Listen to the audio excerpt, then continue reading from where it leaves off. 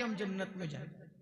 जिसके बिस्तर पे कुरान नाजिल होता है, ऐसी पाकीज़ा जिसकी ततहीर में, जिसकी पाकीज़गी और जिसकी अजमत और इस्मत की शान बयान करने के लिए अल्लाह ने सूरह नूर की आयतें नाजिल फरमाई है। जिसकी तहारत और पाकीज़गी अल्लाह बयान करे, वो अल्लाह अकबर, खुदा जिसकी पाकीज़गी का ऐलान करे, वो सैयदा आयशा सिद्दीक़ा रज़ी अल्लाह ताला अन्हा रात रात भर रोए मग़फ़िरत की दुआ करते हुए, और जिनकी जिंदगी में कोई नमाज ही नहीं, जिन्हें यह भी नहीं पता कि ज़ोहर और जुमा के मसाइल क्या हैं औरत के लिए, उनको घमंड है कि हम तो जन्नत में जाएंगे। अल्लाह करे तुम जन्नत में जाओ, सब जाओ, बेहिसाब जाओ, तुम्हारे सदके मैं भी जाऊं, लेकिन बड़ी माजरत के साथ इतनी सस्ती नहीं है मेरे भाइयों जन्नत। और मेरी बहनों, सीरियल देख करके वक्त गुजार रहे हो, औरतें बारीक और पतले लिबास पहन चुकी हैं, दुपट्टे को मफलर बना चुकी है। औरतों को नहीं पता अल्लाह के रसूल अलैहिस्सलाम इन औरतों का अजाब याद कर कर के रोते थे। एक दिन सैयदा फातिमा ज़हरा ने पूछा, बाबा आप घुटनों में सर रख के रो रहे, फरमाते हैं फातिमा मैंने शबे मेराज औरतों पे जो अजाब होते देखा, वो याद करके मुझे आंसू आ रहे हैं। मैं रो रहा हूं कि औरतों को हाल ये था कि उनको उनके बालों से जहन्नम के अंदर औंधा लटकाया गया, औरतों को बांध कर जहन्नम में औंधा लटकाया गया था, और उनके सर जो ऐसे खोल रहे थे जैसे चूल्हे पे हांडी खोलती, उनके सर खोलते मैंने देखा। मैं क्यों ना रोऊं फातिमा, उन औरतों का अजाब मुझे रुला रहा है। मेरी बहनों, जहन्नम का अजाब ही कुछ कम न था कि जहन्नम में बालों से बांध के लटकाया गया, और खोपड़ियां खोल रही थी जैसे चूल्हे पे हांडियां खोलती है। तो पूछा सैयदा ने, बाबा उनकी खोपड़ियां क्यों खोल रही थी, उनको सर के बालों से क्यों बांधा गया था?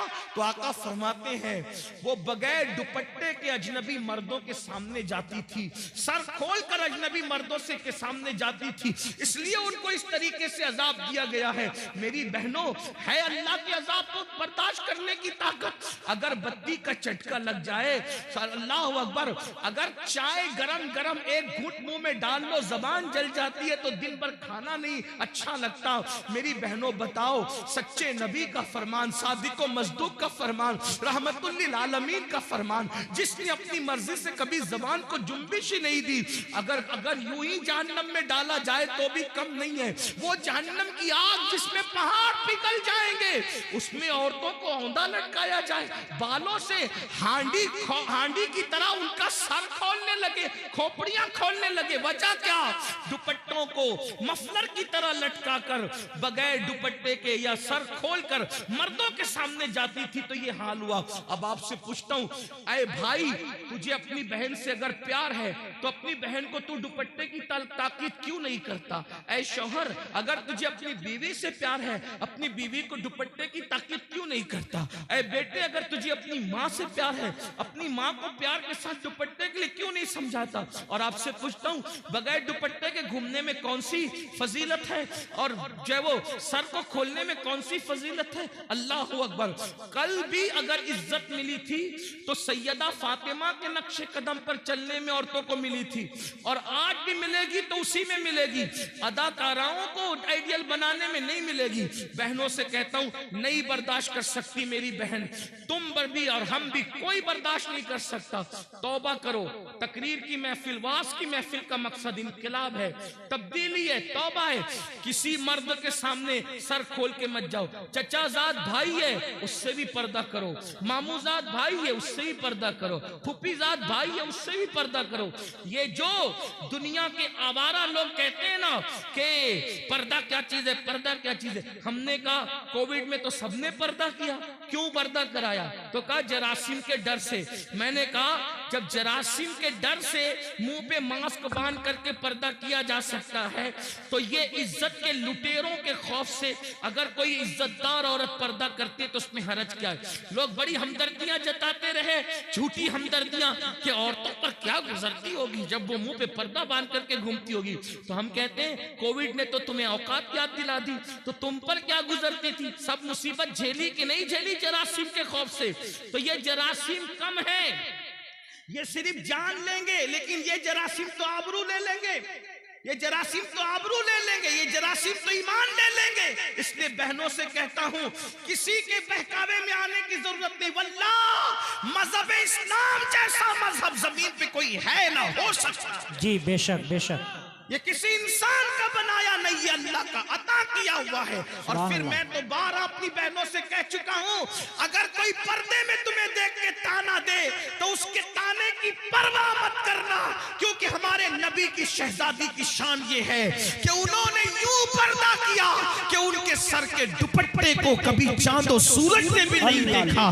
मेरे इमाम कहते हैं, जिसका आंचल न देखा महो महर ने, उस रिदाए नजाहत पे लाखों सलाम। और जाते जाते बहनों को इतना जरूर, हालांकि ये बहनें ऐसी नहीं है, हिंदुस्तान की औरतें ऐसी नहीं, लेकिन जहां तक आवाज पहुंचनी, अल्लाह मेरी आवाज पहुंचा दे।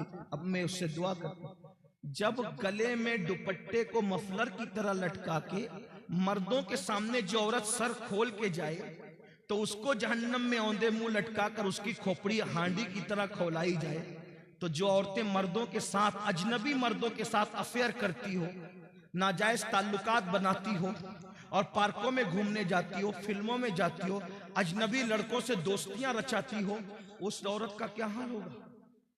सिर्फ सर खुले गई, तवज्जो करें जी, सिर्फ सर खुले गई ये हाल हुआ, तो जिसने अपनी आबरू ही बेच दी उसका क्या अंजाम होगा?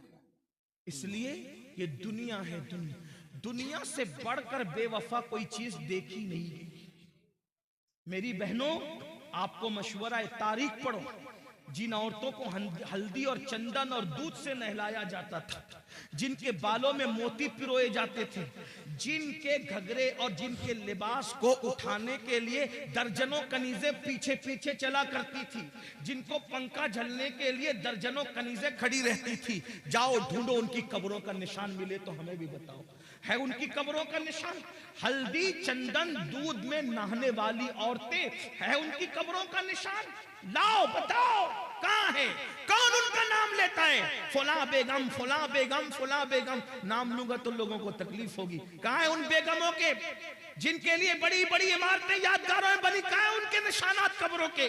कौन है उनकी कब्रों पर फातिहा पढ़ने वाला? बताओ कौन है उनका नाम लेवा? बताओ। कुछ नहीं बचा, लेकिन वो सैयदाए कायनात, वो मखदूमाए कायनात, वो मलका फिरदौस बरी, वो हसनैन की अम्मी, जिसके घर में 3-3 महीने तक चूल्हे नहीं जलते थे, जिसने 17 पेवन वाला दुपट्टा पहना, जब तकवा और परहेजगारी इख्तियार की, खुदा ने वो मकाम अता किया कि आज भी जुमा का खतीब जब तक नामे फातिमा नहीं लेता उस वक्त तक खुतबा मुकम्मल नहीं। बेशक, सुभान अल्लाह, सुभान अल्लाह। सैयदा फातिमा तो फिर भी बिन्ते रसूल है, हुजूर की शहजादी है। राबिया असली क्या है? उनके बाप का नाम लोग नहीं जानते, उनकी अम्मी का नाम लोग नहीं जानते, उनका नसब नहीं जानते, लेकिन जब राबिया का नाम आता है तो इज्जत से सर झुक जाता है। क्यों? इसलिए कि उस खातून ने परहेजगारी तकवा इख्तियार किया। तो पता चला दुनिया के जेवर, दुनिया की दौलत, दुनिया का मकान सब कुछ नहीं, आखिरत की तैयारी करो। आखिरत में जो कामयाब हो गया असल वही कामयाब है, वरना ऐसी नाकामी होगी कि पछताने से काम नहीं चलेगा। कुरान कहता है वल तंजुर नफ्सुम्मा क़द्दमत लिगद, आखिरत के लिए क्या तैयारी की है। आखिरी रसूलुल्लाह का एक फरमान दिल पे लिख लो। अल्लाह के रसूल अलैहिस्सलाम फरमाते हैं, हदीस सुन लो, 40 साल से ज्यादा अगर किसी की उम्र हो जाए, मफहूम पेश कर रहा हूं, सुन लो, इसी पे बात पूरी हो रही है आज। 40 साल से ज्यादा किसी की उम्र पूरी हो जाए, न उसके पास तौबा है और उसके गुनाह उसकी नेकियों पर गालिब है, यानी नेकियां कम करता है, गुनाह ज्यादा करता है और तौबा भी नहीं करता। आका फरमाते हैं वो अपने आप को जहन्नम के लिए तैयार कर ले। तैयार हो जाओ जहन्नम के लिए। जहन्नम का वो अजाब जिसमें पहाड़ भी पिघल जाएंगे, जहन्नम का वो अजाब जिसमें फरिश्ते जो अजाब देने के लिए वो गूंगे और बहरे, वो मारेंगे तो आवाज भी आपकी चीख पुकार की लोगों की सुनाई नहीं देगी। ऐसा अजाब होगा, न किसी कान ने सुना, न किसी आंख ने देखा। उसकी हकीकत को मुकम्मल तौर पे बयान नहीं किया जा सकता। आका इरशाद फरमाते सल्लल्लाहु अलैहि वसल्लम कि अल्लाह के अजाब को जो मैं जानता हूं, अगर वो तुम भी जानने लगो तो तुम ऐसे पिघलने लगोगे जैसे नमक पानी में पिघल जाता है, ऐसे पिघलने लगोगे। अजाब की हकीकत अगर तुम पे वाज़ेह हो जाए, फरमाया तुम गोश्त खाना छोड़ दो, अच्छा लिबास पहनना छोड़ दो, मुस्कुराना छोड़ दो, हंसना छोड़ दो, और तुम्हारा हाल ये हो जाए कि जंगल में पागलों की तरह फिरते रहो, किसी से बातचीत न करो। ये है अजाब इलाही पर पर्दा डाल करके जो है वो उसकी हकीकत की तरफ इशारा भी कर दिया गया, और हमें वाज़े तौर पर ये बता दिया गया कि खुदा का अजाब बर्दाश्त करने की ताकत नहीं है। अंबिया रोते रहे, औलिया रोते रहे, सहाबा रोते रहे, सैयदना सिद्दीक अकबर जिनका ये महीना चल रहा है, 22 तारीख को उनके विसाल का दिन है, जमादिल आखिर की 22 तारीख। सिद्दीक अकबर कहते थे परिंदा कितना खुशनसीब है। लोग कहते थे परिंदा खुशनसीब है, आप कह रहे हैं आप कितने खुशनसीब है। फरमाया अफसोस ये परिंदा मर के मिट्टी बन जाएगा, मगर अबू बकर को अल्लाह की बारगाह में जवाब देना होगा, रब की बारगाह में हिसाब देना होगा। अफसोस अबू बकर कहां से लाएगा जवाब देने की ताकत, अल्लाह की बारगाह में मुंह खोलने की ताकत कहां से लाएगा। फारूक आजम कहते थे काश मैं परिंदा होता और कोई ज़बा करके खा लेता और मेरा किस्सा तमाम हो जाता, भूला बिसरा हो जाता, तो अल्लाह की बारगाह में जवाब देने से बच जाता। हजरत उस्मान गनी कहा करते थे काश मैदान महशर में जवाब न देना पड़ता। मौलाए कायनात रात के आखिरी हिस्से में कौन लोग हैं मेरे भाइयों जिनके नाम से मुसीबतें टलती है। मौला अली रात के आखिरी हिस्से में अल्लाह के खौफ से ऐसे तड़पते थे जैसे किसी को सांप डस ले, वो कैसे तड़पता है वैसे मौला अली तड़प तड़प के रोते थे अल्लाह के खौफ से। हमें क्या हो गया है, ना नेकी है, ना नेक अमाल है, ना नमाज की तौफीक है, सब अपनी मर्जी से अपनी तबीयत से जिंदगी गुजारने, आखिरत भूल बैठे। आखिरत को मत भूलो, जल्द कब्र में जाना है, जल्द मैदान महशर में जाना है। अल्लाह को राजी कर लिया तो दुनिया से बहुत बेहतर है आखिरत। वल आखिरत खैर व अबका, आखिरत बेहतर भी है, बाकी रहने वाली भी है। आखिरत की तैयारी करो, आखिरत की फिक्र करो, नमाज की पाबंदी करो, नमाज शुरू करो। ये मत कहो कि नमाज को टाइम नहीं मिलता, 10 मिनट का टाइम लगता है एक वक्त की नमाज के लिए, नमाज जारी कर दो, नमाज शुरू कर दो। आज से पहले जितने गुनाह किए हर गुनाह से तौबा करो। अल्लाह पाक मुझे आप सबको तौफीक अता फरमाए। गुफ्तगू के दरमियान कोई गलती हो तो अल्लाह माफ फरमाए। अस्तगफिरुल्लाह रब्बी मिन कुल्लि ज़म्बिन व अतूबु इलैहि व मा अलैना इल्लल बलाग। अस्सलामु अलैकुम व रहमतुल्लाहि व बरकातुहू। हेलो।